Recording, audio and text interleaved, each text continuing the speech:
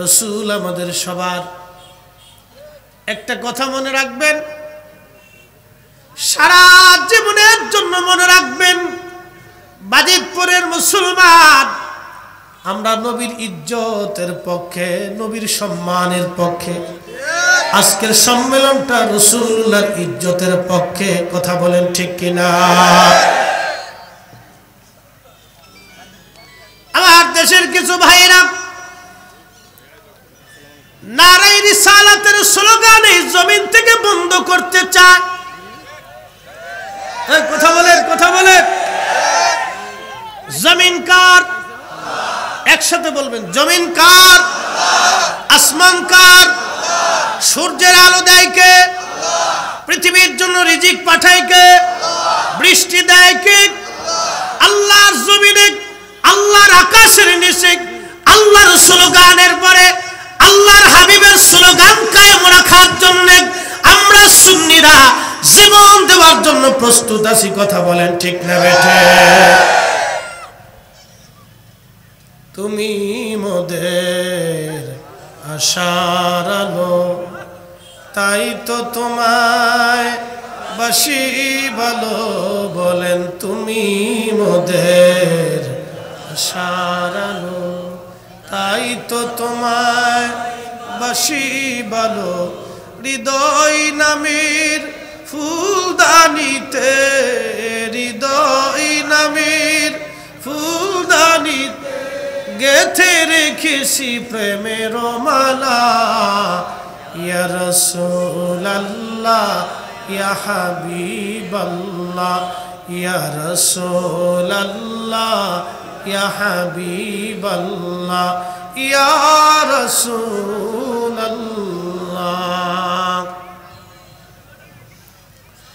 বাজিতপুরের মুসলমান, ছোট্ট করে একটা ঘটনা আপনাদের সামনে উপস্থাপন করে আলোচনার ইতি টেনে নিয়ে যাব।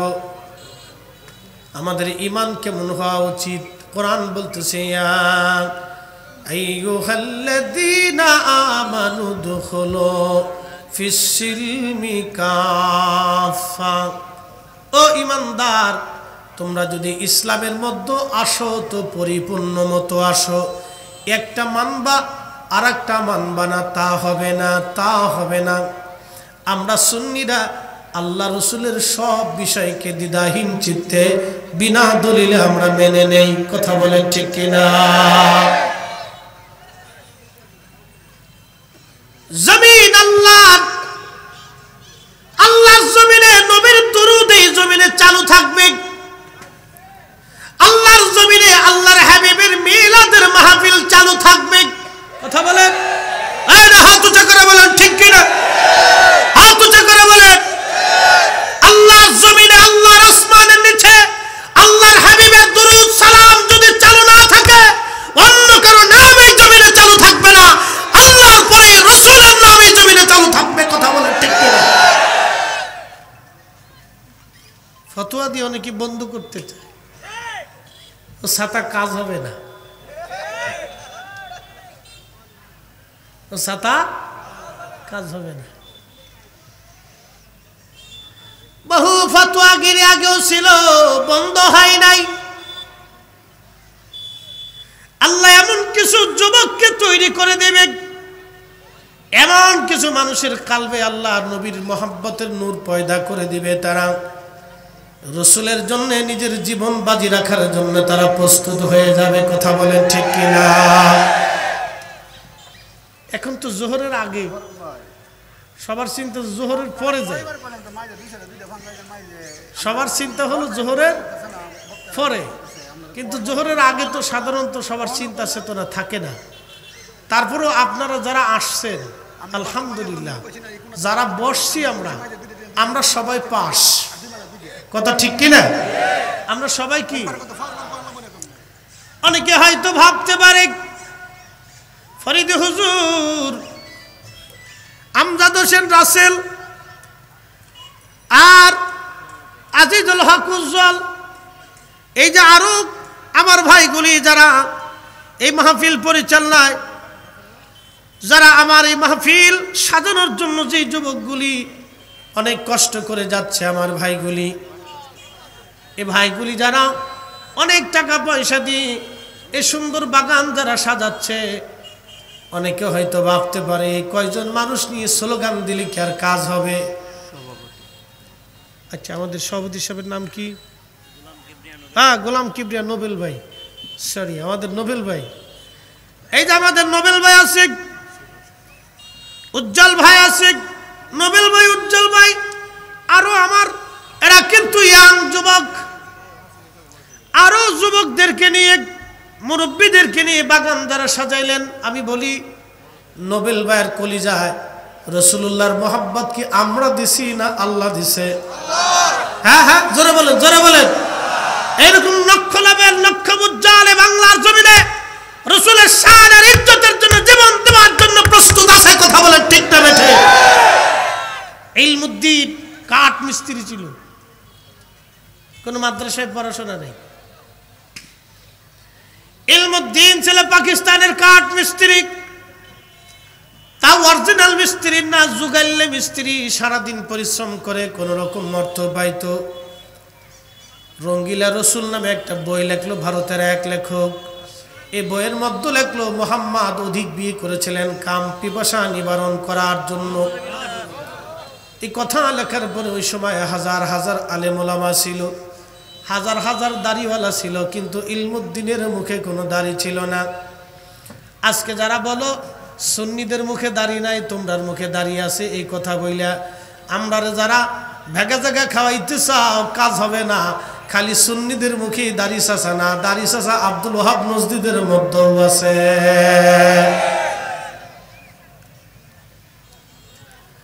ইলমুদ্দিনের কলিজার ভিতরে ব্যথা লেগে গেল।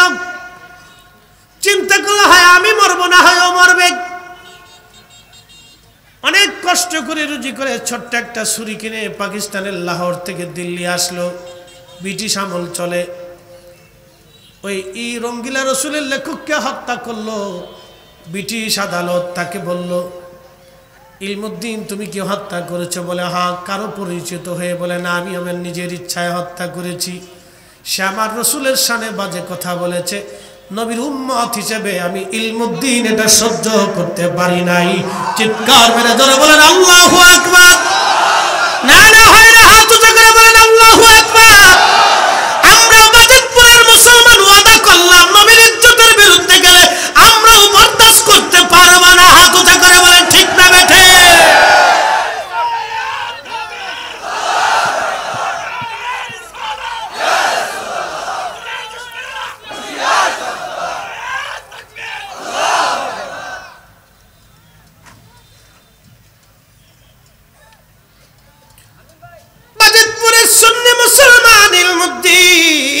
ফাঁসির কাস্টে ঝুলানো হবে। পাকিস্তানের ব্রিটিশদের আদালত রায় দিল ইলমুদ্দিনের ফাঁসি। ইলমুদ্দিনকে ফাঁসি দেওয়া হবে। ফাঁসির কাস্টে নিয়ে যাওয়া হলো, বিচারক দাঁড়ানো, তাদের আইন নিয়ম কানুন অনুযায়ী তার গোসল টোসল করাইয়া ফাঁসির মঞ্চে উঠায়। হযরতে ইলমুদ্দিন যুবক দাঁড়ায় দাঁড়ায় মুস্কি মুস্কি হাসে। বিচারক ডাক দিল, ইলমুদ্দিন তোমার কি ভয় লাগে না মরণের? তুমি দাঁড়ায় দাঁড়ায় কেন হাসো? ইলমুদ্দিন জবাব দিল, যুবকরা শুনে যাও, মাদ্রাসায় পড়া না, কোন রকম মক্তবে পড়ছে, বিরাট বড় শিক্ষিত না। আমার দেশের অনেকেই বুকে হাত দিয়ে বলে আমি ওই অনার্স করছি, মাস্টার্স করছি, আমি ডক্টরেট ডিগ্রি করছি। তোমরা সাতার ডক্টরেট দিয়ে কি হবে যদি জবানে রাসূলুল্লাহর প্রশংসা না আসে? তোমার এই ডক্টরেট ডিগ্রির সার্টিফিকেটের মধ্যে আমরা সুন্নিরা পেশাব করি। কষ্ট হচ্ছে?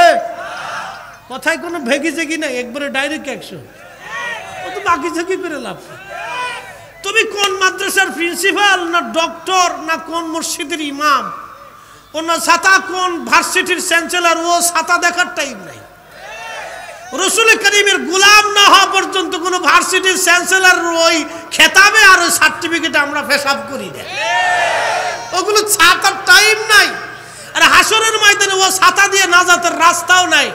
নবীর কদম পাইতে হলে দুনিয়া থেকে নবীর গোলামি করে যেতেই হবে, যেতেই হবে। ইলমুদ্দিন হাসতেছে, আসতেছে গোলাপ ভাই আইছে আসসালামু আলাইকুম। গোলাপ ভাই কি বাসা আছে আল্লাহ মরে নাই খুব মহব্বতের মানুষ আল্লাহ হায়াত দরাজ করুন একসাথে বলেন না মারহাবা কষ্ট হচ্ছে বুঝা যায় বাকি ঝুঁকি নেই হযরত ইলমুদ্দিন মুস্কি মুস্কি হাসি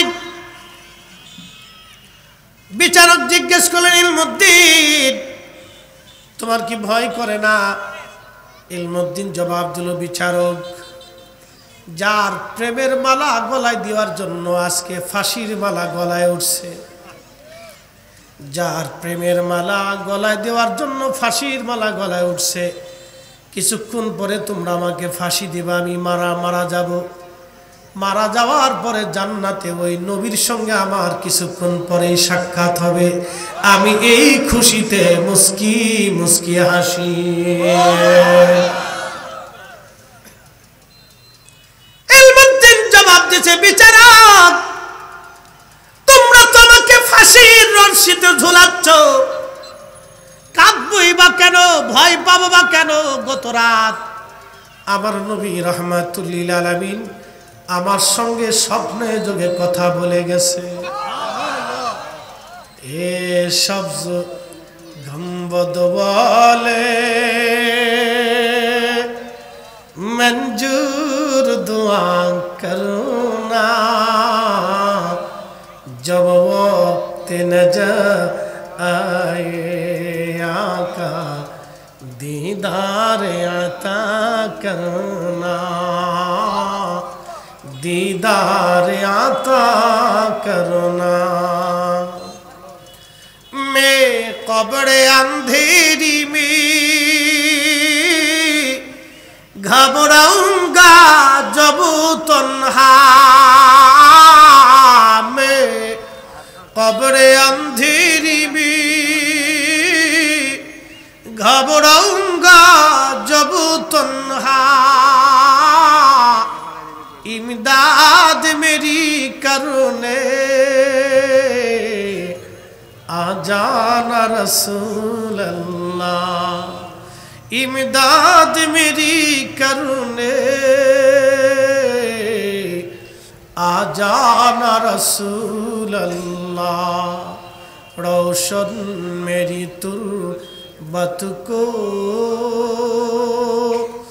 लिल्लाह जरा करुणा जब वक्त न जाए आका दीदार अता करना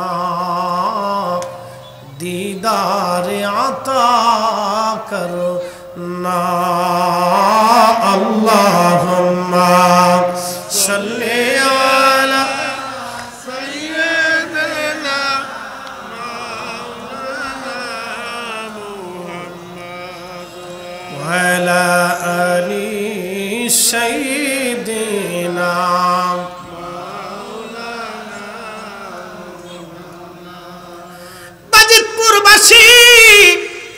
ইলমুদ্দিন নবীকে ভালোবেসেছিল 100% পিওর একবারে জীবন দিয়ে কথা কোন ঠিক কিনা তার ভালোবাসার মধ্যে কোনো খুঁত ছিল না ভালোবাসার মধ্যে কোনো আইব ছিল না ভালোবাসার মধ্যে কোনো ত্রুটি ছিল না ইলমুদ্দিনের ভালোবেসে নিজের জীবন দিয়ে প্রমাণ করে গেল ইয়া রাসূলুল্লাহ আমি আপনাকে ভালোবাসি বাজিতপুরের সুন্নি মুসলমান মনোযোগ দিয়ে শুনেন আল্লাহর কোরআন বলে উদখুলু ফিস-সিলমি কাফা যদি ইসলামের মধ্যে ঈমানের মধ্যে তুমি ঢুকো তো পরিপূর্ণ মতো ঢুকো তুমি ঈমানের মধ্যে ঢুকলে একেবারে পরিপূর্ণ মতো ঢুকো একবার এপাশ আর আবার ওপাশ এইগুলি চললে হবে না পরিপূর্ণ ঈমানের সাথেই ঢোকা লাগবে ওয়ালা তাত্তাবিউ খুতুওয়াতিশ শাইতান ইমানদার শয়তানের ইত্তেবা করিও না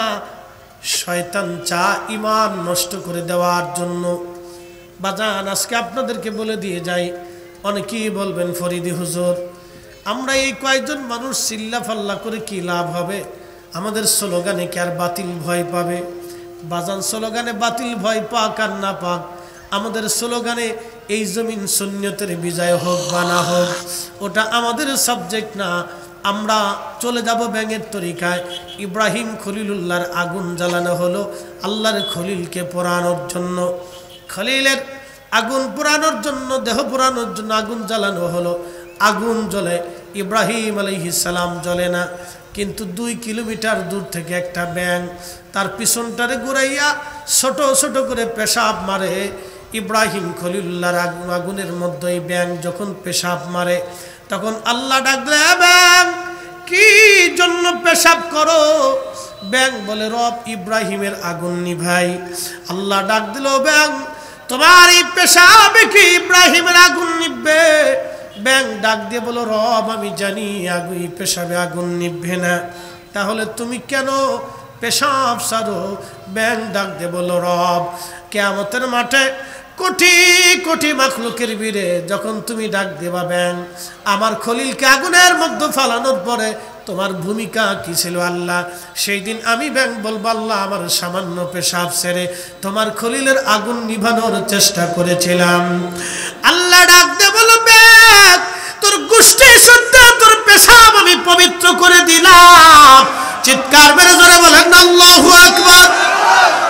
আমরা যদি আমাদের স্লোগানে বাতিলের ভয় না আনবি, স্লোগানে জমিন সুন্নতের বিজয় না হবে, কিয়ামতের ময়দানে আমরা বলবো, ইয়া রব আমরা তোমার রাসূলের পক্ষে স্লোগান দিয়েছিলাম, তোমার জমিনে তোমার আসমানের নিচে তোমার রাসূলের ইজ্জতের পক্ষে আমরা দাঁড়িয়েছিলাম, আমরা চেষ্টা করেছি মালিক, আমরা পক্ষে ছিলাম।